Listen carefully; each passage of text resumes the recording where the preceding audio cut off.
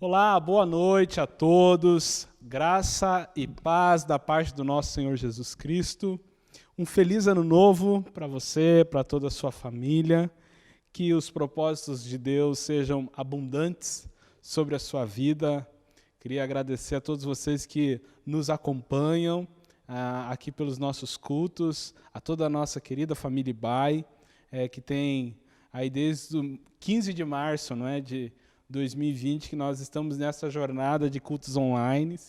Eu também quero agradecer àqueles que de fora daqui de Curitiba também nos assistem, aos nossos queridos amigos no Rio de Janeiro, pessoal lá do Rio Grande do Sul, nós temos gente de Manaus que nos assiste, nós temos gente de Goiânia, o Brasil, boa parte do Brasil aí está nos assistindo, então que Deus possa abençoar. Tem gente de fora do país, né? Aqueles que estão nos Estados Unidos, aqueles que estão no Japão, tem gente na Alemanha, Nova Zelândia, Londres, Chile. Então que Deus possa abençoar a cada um que ouve essas mensagens, e você também compartilha o nosso link. Se você ainda não se inscreveu no link da Ibai, se inscreva e compartilhe essas mensagens. É um prazer a gente estar juntos novamente e começando esse ano, pensando nesse tema que foi escolhido, que é em favor de dias melhores. E a gente está baseado o nosso tema no livro de Efésios, no capítulo 5, dos versos 15 a 17. Então nós estamos baseados ali. A gente tem entendido que o livro de Efésios ele é dividido em duas partes. A primeira parte trata daquilo que Deus fez conosco, aquilo em que Deus fez para a gente, enquanto que a segunda parte ela trata daquilo que nós devemos fazer em resposta daquilo que Deus fez conosco. Por exemplo, Efésios 4:32, o apóstolo Paulo diz: perdoem uns aos outros, assim como Deus, por meio de Cristo, perdoou vocês. Então, como Deus nos perdoou, nós também, como resposta desse perdão, devemos perdoar. Então, a primeira parte trata daquilo que Deus fez com a gente, e a segunda parte trata de como nós devemos responder. E eu gostaria de ler o nosso texto, que está em Efésios 5, 15 e 17, como eu já disse, na versão Almeida atualizada, diz assim: portanto, tenham cuidado com a maneira como vocês vivem. Na Bíblia, a mensagem fala: olhem por onde andam. E vivam não como tolos, mas como sábios, aproveitando bem o tempo, porque os dias são maus. Por esta razão, não sejam insensatos, mas procurem compreender qual é a vontade do Senhor. Bom, olhem por onde andam, ou esse é o tema da minha mensagem de hoje. Olhem por onde andam, ou a maneira como vocês vivem aqui na atualizada. Isto é uma análise de conduta. O que Paulo está dizendo aqui veja a forma como você está conduzindo a sua vida. Infelizmente, muitas pessoas associam aí a forma de conduzir a vida com a recompensa da eternidade, como se conduzir a vida fosse o passaporte para a eternidade. O assunto da salvação ele já foi resolvido. No capítulo 2, o apóstolo Paulo fala que é pela graça e ponto final. Pela graça sois salvos por meio da fé, e isso não vem de vós, é dom de Deus. Então não é a nossa conduta que nos leva à salvação. A nossa conduta ela é fruto de que já fomos salvos e somos salvos. O texto, olhem por onde andam, vejam como vocês vivem, ele faz uma ponte aqui para o contraste que o apóstolo Paulo vai fazer entre os filhos de Deus, os filhos da luz, com os filhos das trevas. E também vai começar aqui os próximos textos a falar como é que a gente vive em comunidade. Então, por isso, essa chamada, olhem como vocês vivem, olhem por onde andam. E não vivam como insensatos. A gente vai ver isso também nas próximas mensagens, mas ele está falando, olhem por onde andam para vocês não viverem como insensatos. Eu queria fazer a leitura também de um texto no Antigo Testamento. No Antigo Testamento, a gente tem uma ordem muito parecida com essa do apóstolo Paulo, de olhem por onde vocês andam, vejam como vocês vivem, do próprio Deus, através de um profeta, que tem apenas 2 capítulos, o livro dele inteiro só tem 2 capítulos, ele faz parte de um dos profetas menores, que é o profeta Ageu. O livro de Ageu, no capítulo 1, dos versos 2 a 8, tem uma profecia, uma palavra de Deus, através do profeta Ageu, para o povo, muito parecido com isso que Paulo está falando. Diz assim: assim diz o Senhor dos Exércitos. Este povo diz, ainda não chegou o tempo em que a casa do Senhor deve ser reconstruída. Por isso, a palavra do Senhor veio por meio do profeta Ageu, dizendo, acaso é tempo de vocês morarem em casas luxuosas, enquanto este templo permanece em ruínas? Portanto, assim diz o Senhor dos Exércitos. Olha que interessante essa palavra. Considerem o que tem acontecido com vocês. Considerem o que tem acontecido com vocês. Vocês semearam muito e colheram pouco. Comem, mas isso não chega para matar a fome. Bebem, mas isso não dá para ficarem satisfeitos. Põem roupas, mas ninguém se aquece. E o que recebe salário, recebe-o para colocá-lo numa sacola furada, o saquitel furado. Assim diz o Senhor dos Exércitos. Considerem o que tem acontecido com vocês. O apóstolo Paulo diz, olhem por onde andam. O profeta Ageu, inspirado pelo Senhor, diz, considerem os vossos caminhos, considerem por onde vocês têm andado. Bom, o contexto aqui desses versos que eu acabei de ler, é que o rei persa, Ciro, havia permitido que os judeus que estavam cativos na Babilônia pudessem voltar para Jerusalém com o intuito e o propósito de reconstruírem o templo e novamente começarem a sua vida de adoração e a sua vida em comunidade. Nessa leva foram aproximadamente 50 mil judeus que voltaram com essa missão.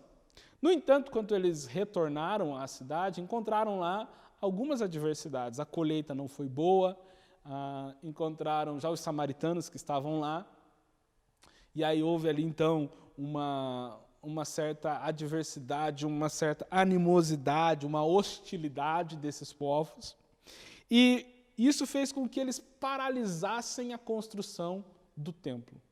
Ficou paralisado ali por volta de 15 anos. Então, o templo ele sempre foi o símbolo da unidade e da identidade espiritual da nação de Israel. Veja, em hipótese alguma, eu vou fazer alguma analogia do templo de Israel com o nosso templo igreja hoje. Estamos aqui nesse espaço que é o templo, mas não quero nem fazer nenhuma analogia, mas vamos só acompanhando a história. Então eles pararam. Outras preocupações tomaram conta deles e eles começaram a cuidar de suas casas, começaram a cuidar de suas vidas e foram deixando o templo.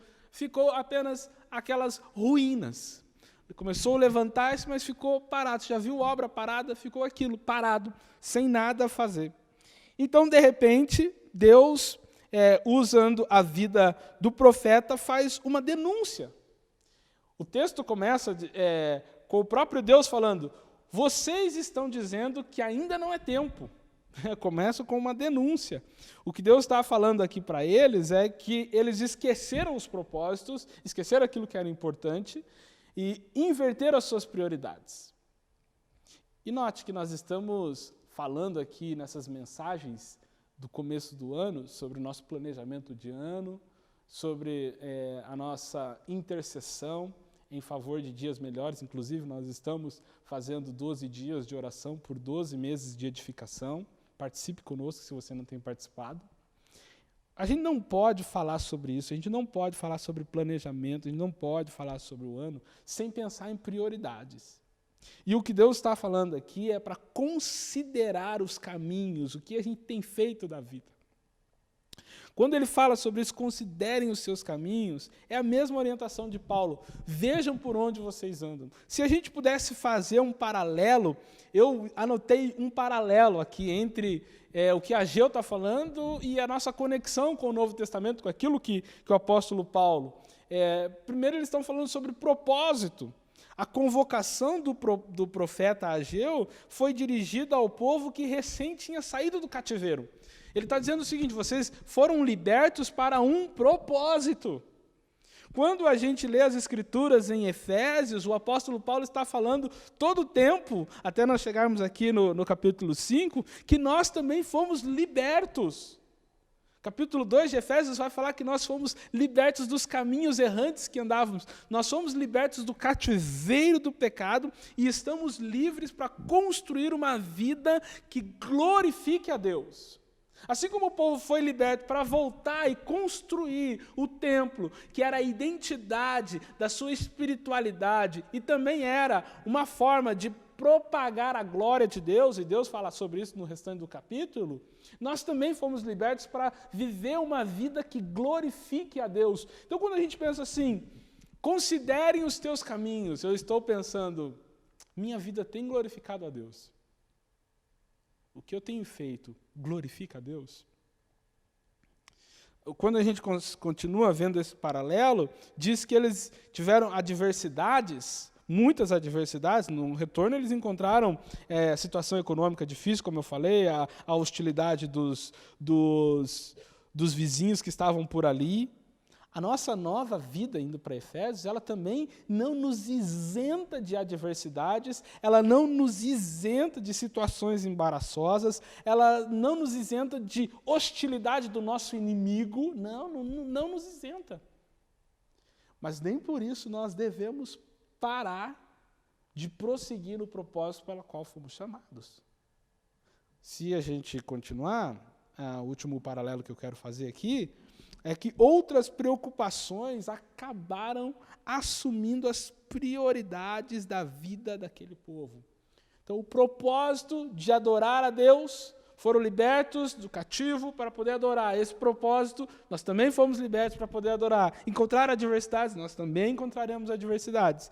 Agora, prioridade, o que foi chamado a atenção deles aqui é prioridade, outras preocupações. O que Deus está falando é o seguinte: vocês construíram casas boas para vocês, vocês fizeram tudo de bom para vocês, mas o propósito ficou de lado. Veja que nossas ocupações e preocupações, vou repetir, nossas ocupações e preocupações podem facilmente nos desviar do propósito de uma vida que glorifique a Deus. Que glorifique a Deus. Quando Deus fala, considerem os vossos caminhos, olhem por onde anda o apóstolo Paulo, é um convite sério para a gente pensar. Para onde estou indo? O que estou fazendo da vida? É um encorajamento para uma autocrítica e encarar objetivamente os fatos. Não é uma palavra de condenação que Deus está dando, mas sim de reavaliação. Parem, pensem. O que ele está falando é parem, pensem. Não olhar atentamente para a vida, não olhar por onde anda, como diz o apóstolo Paulo, não irá impactar e afetar a nossa salvação, mas com certeza vai impactar pontos da nossa vida. Se a gente continua lendo o texto lá de Ageu, na denúncia dele, ele fala que eles têm muito trabalho e pouca colheita. Então, considerem vossos caminhos, vocês têm trabalhado demais e colhido pouco.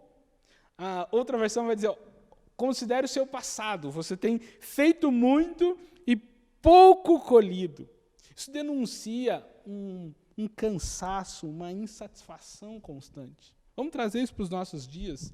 É uma vida estressante, de cansaço contínuo, é aquela sensação de quem está dando murro em ponta de faca. Se a gente projetar a vida sem considerar os caminhos, sem pensar, sem olhar para onde estamos andando, é bem capaz que a gente vai perder o sentido do sentido. A gente vai perder o sentido do sentido, e o sentido é glorificar a Deus. Aí ele fala muita bebida e pouca alegria. O que isso significa para nós é que quaisquer prazeres, longe da presença de Deus, nunca nos satisfarão completamente. Nunca, nunca. Ele também fala sobre vocês colocam roupas, mas ninguém se aquece. É a comprovação de que o individualismo esfria a alma. Porque é no serviço ao outro que o coração se aquece. É no serviço ao outro. Por isso que se diz que é mais bem-aventurado aquele que dá do que aquele que recebe. Deixa eu fazer um parênteses. Em nosso momento de 2020, agora que entramos em 2021, com a nossa pandemia, o nosso isolamento social, naturalmente que nós não podemos ter nossos encontros, naturalmente que nós não podemos, muitas vezes, servir pessoas que a gente gostaria de ter essa oportunidade de servir. Mas eu gostaria de desafiá-lo, e também tenho me desafiado a isso, a gente pensar em formas de servir, mesmo não podendo nos encontrar, mesmo em momentos de isolamento, como é que nós podemos servir para que o nosso coração não se esfrie? Porque ele fala, muita roupa, mas muito frio. Há uma grande tendência de, nesse momento, a gente ficar tão isolado, e nos tornarmos tão individualistas, e esquecermos o propósito pela qual Deus tem nos libertado. E por último ele fala que o salário entra num saco furado. Isso aqui revela que não é o dinheiro que alinha o sentido da vida, não é aquilo que a gente conquista, não é aquilo que a gente tem. Dinheiro não paga a pobreza existencial. A questão não é dinheiro. A questão para Deus também não era dinheiro. Porque tudo isso que Deus fala, considerai o vosso passado, e você pode ler depois o capítulo todo, eu te aconselho a ler o livro inteiro, mas Deus está falando para eles que isso tem acontecido com eles porque eles não deram prioridade para o templo. Há uma relação de causa e efeito aqui. A colheita está ruim. As coisas ruins aconteceram aqui porque eu soprei, Deus diz assim, eu mesmo fiz com que isso ficasse ruim para vocês. Então considerem. Eu não vou entrar nesses méritos aqui para ninguém pensar que eu estou falando sobre teologia da prosperidade. Não é isso. Mas o que Deus fala aqui é sobre a prioridade. O problema de Deus não é com dinheiro. Inclusive, no capítulo 2, no versículo 8, quando o templo já está reformado, ele fala, meu é o ouro, minha é a prata, eu não preciso de nada de vocês. A questão não é dinheiro, a questão aqui é prioridade. Então, por isso que ele fala, vocês botam o salário de vocês, é como se fossem num saco furado, não dá para nada. Esse convite de Deus é um convite para todos nós hoje. Considerai o que tem acontecido com a gente, ou olhar por onde a gente anda. É verificar quais prioridades têm tomado conta da nossa vida. A gente não pode planejar esse ano de 2020. A gente não pode, 21, perdão. A gente não pode pensar nesse ano, pensar em nossos projetos e ignorar o nosso convite principal, que é glorificar a Deus. Eu queria concluir nos chamando a pensar em duas coisas. Que nossa função principal de viver a vida para a glória de Deus faça parte da lista número 1 de nossos planos. Eu vou repetir. Que a nossa função principal de viver a vida para a glória de Deus faça parte da lista número 1 de nossos planos. Se isso não acontecer, estaremos vivendo como insensatos. Insensatos. Número 2, que nossas ocupações e preocupações diárias não adiem nosso serviço no reino de Deus. Temos ocupações? Sim. Podemos ter preocupações? Sim. Mas que essas ocupações e preocupações não adiem nosso serviço do reino de Deus. Chega um momento que Deus não aceita desculpas esfarrapadas. Quando o profeta começa a profetizar, a primeira palavra que Deus está dando é o seguinte, assim diz o povo, não é chegado o tempo, isso é desculpa. O que ele está aqui denunciando é, vocês estão arranjando desculpa para deixar o meu templo da forma que está. Que essa palavra não nos alcancem. Eu oro para que Deus não diga, Marcos, Você está achando uma desculpa para não me glorificar, está achando uma desculpa para não servir. Ainda não é o tempo, eu tenho que ver minha vida, eu tenho que fazer isso, eu tenho que fazer aquilo. A denúncia de Deus é, vocês falam, ainda não é tempo, mas eu digo, é tempo. Todo o tempo é tempo de glorificar a Deus e servi-lo. Esse é o convite para a nossa vida. Eu gostaria de orar com vocês. Nós vamos cantar uma canção que diz, reina, Senhor, reina sobre o meu ser, reina sobre o meu viver e sobre o meu pensar. Que essa seja uma oração cantada para nós, mas que isso seja uma verdade em nossa vida. Que Deus tenha a prioridade, que a gente não tenha essa desculpa de dizer, ainda não é tempo, agora eu estou fazendo isso, agora eu estou fazendo aquilo. Veja por onde vocês andam, considerem os vossos caminhos. Senhor, nós queremos te agradecer porque o Senhor é um Deus que nos dá palavras de alerta. O Senhor é um Pai tão amoroso que nos chama, nos convida para arrazoarmos, para reavaliarmos a vida. E agora, nesse começo de ano, eu gostaria, Senhor, de fazer uma oração junto com os meus irmãos. Nos ensina e nos ajuda a olhar por onde estamos andando. E que a nossa vida, Senhor, que a nossa vida não seja, Senhor, tomada por nossas preocupações, não seja tomada por nossas ocupações apenas, mas que a gente possa olhar e viver a nossa função principal de viver para a Tua glória, Senhor. Nos perdoa por muitas vezes nos desviarmos desse propósito, arrumando as nossas casas, arrumando as nossas coisas e não priorizando o Teu reino. Mas assim como queremos cantar aqui essa noite, que o Senhor reine sobre nossa vida, sobre o nosso ser e o nosso pensar, que o Senhor seja prioridade para a nossa vida. Que o ano de 2021 seja um ano de muita colheita, sim, e muita colheita abundante na nossa vida. Que o ano de 2021 seja um ano, sim, de muita alegria, Senhor. Que seja um ano, Pai, de muito aquecimento mútuo. Que seja um ano, Senhor, de abundância, Senhor, onde a gente possa servir no Teu reino muito mais do que temos feito até agora, Pai. Eu oro por aqueles que estão ouvindo essa oração, ouvindo essa mensagem, e estavam vivendo sua vida apenas para si, mas que hoje precisam encontrar um sentido para elas, que eles possam, nesse exato momento, entregando sua vida a Ti, Pai, reconhecer que o Senhor é o único que merece prioridade na nossa vida. O Senhor é o único que merece que a nossa atenção seja focada em Ti, e que todas as nossas coisas, tudo ao nosso redor, deve viver para glorificá-lo, Pai. Em nome de Jesus, nós entregamos nossa vida, entregamos nossos planos, entregamos nossos projetos a Ti como prioridade em nossa casa, em nosso lar, em nosso coração e em nossa vida. Assim oramos. Amém. Deus te abençoe, que você possa celebrar conosco com essa canção, que Deus de fato venha reinar sobre nós. Vamos cantar.